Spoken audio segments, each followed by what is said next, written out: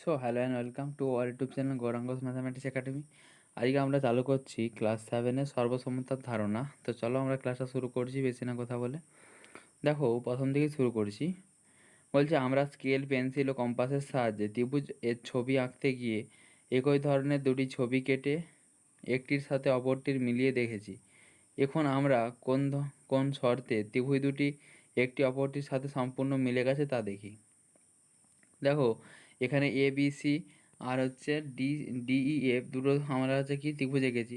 1 নম্বরে কি বলছে, একটি ত্রিভুজের 3টি বাহুর দৈর্ঘ্য অপর একটি ত্রিভুজের 3টি বাহুর সঙ্গে সমান হলে তাকে আমরা বাহু বাহু বাহু বা এস শর্ত বলবো।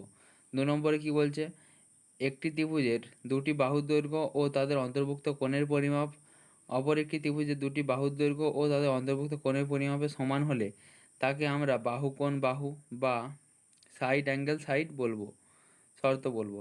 3 নম্বরে কি বলছে, একটি ত্রিভুজের দুটি কোণের পরিমাপ ও একটি বাহুর দৈর্ঘ্য অপর একটি ত্রিভুজের দুটি কোণের পরিমাপ ও অনুরূপ বাহুর দৈর্ঘ্য সমান হলে তাকে বাহু কোণ বাহু বা এস অথবা কোণ কোণ বাহু বা এ শর্ত বলবে। ঠিক আছে।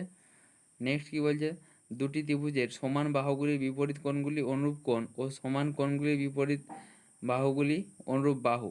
কি, ত্রিভুজের সমান বাহুগুলির বিপরীত কোণগুলোকে বলা আছে অনুরূপ কোণ ও সমান কোণের বিপরীত বাহুগুলোকে বলা আছে অনুরূপ বাহু। ক্লিয়ার। 4 নম্বর কি, একটি সমকোণী ত্রিভুজের অতিভুজের দৈর্ঘ্য ও একটি বাহুর দৈর্ঘ্য অপর একটি সমকোণী ত্রিভুজের অতিভুজের দৈর্ঘ্য ও একটি বাহুর দৈর্ঘ্য সমান হলে তাকে আমরা সমকোণ অতিভুজ বাহু বা আর এইচের শর্ত বলা হবে। অর্থাৎ এই 4টা শর্ত হচ্ছে আমাদের ত্রিভুজের সর্বসমতার মধ্যে পড়ছে। ঠিক আছে। কিন্তু একটি জ্যামিতিক চিত্রের সাথে অপর একটি জ্যামিতিক চিত্রে সম্পূর্ণভাবে মিলে যাওয়াকে কি ভাষায়, অঙ্কের ভাষায় কি বলবো? এরকম দুটি জ্যামিতিক চিত্রের একটিকে সরিয়ে বা ঘুরিয়ে বা দুইভাবে অপরটির সাথে সম্পূর্ণভাবে মিলে যাওয়াকে সর্বসম বলা হয়। অর্থাৎ আর এই ধর্মকে সর্বসমতা বলা হয়। ক্লিয়ার। ত্রিভুজের সর্বসমতার শর্ত হলো বাহু বাহু বাহু অর্থাৎ এস, বাহু কোণ বাহু অর্থাৎ এস, বাহু কোণ বাহু অর্থাৎ এস এ, আর হচ্ছে সমকোণ অতিভুজ বাহু। ক্লিয়ার। নেক্সট হচ্ছে, দেখো এখানে কি বলেছে, তিতলি ও রানা দুটি ফুলের ছবি এঁকে কেটে নিল। তিতলির আঁকা ফুলের ছবি রানার আঁকা ফুলের ছবির সাথে সম্পূর্ণভাবে মিলে গেল। এই ছবি দুটোকে কি সর্বসম বলবো? ইয়েস, সর্বসম বলবো। কারণ কি, যেহেতু মিলে গেছে। এই ছবি দুটি সর্বসম।